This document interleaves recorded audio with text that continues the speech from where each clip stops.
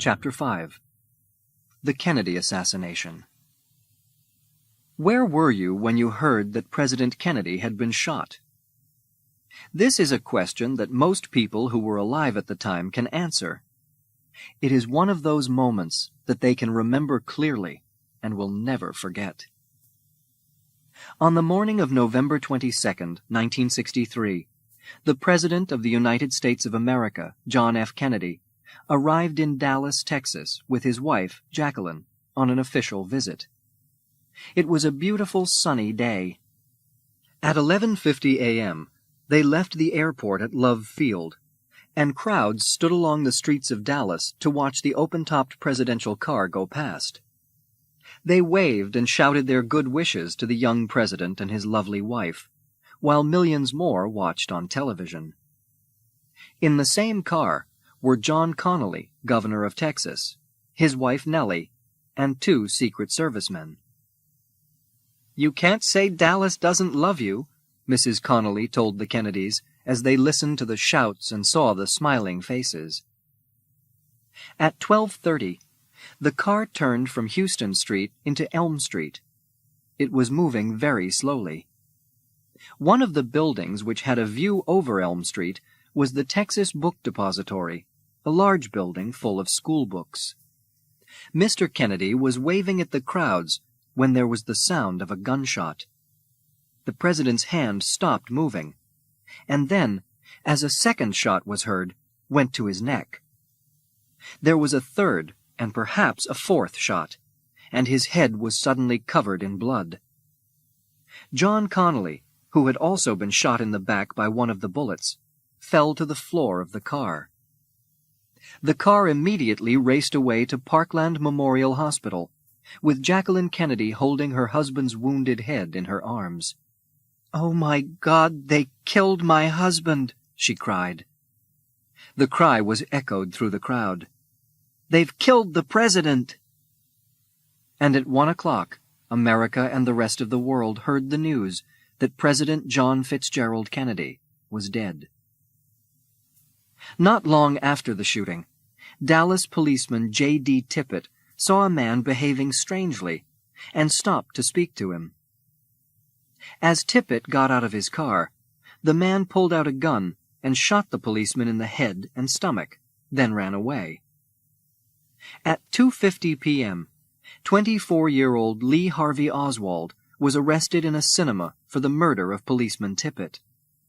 Detectives took him to Dallas Police Station to be questioned.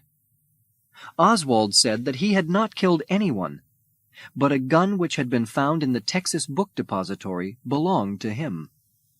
He was arrested again, this time for killing President Kennedy. 2 days later, police decided to move Oswald from the city police building to another prison.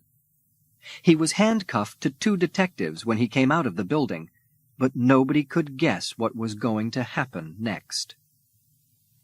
Suddenly, a man pushed his way to the front of the crowd of newspaper, radio, and television reporters. There was a gun in his hand, and seconds later, he had shot Oswald in the side. "He's been shot! Lee Oswald has been shot!" a TV newsman told the millions of people who were watching on television. The man with the gun was Jack Ruby, a nightclub owner and a friend of local criminals. Later, he would say that he shot Oswald because he wanted to save Jacqueline Kennedy from the problems and worry of a long and painful trial. After his own trial, he was sent to prison for life and died there in 1967. Oswald died only a few hours after Jack Ruby shot him.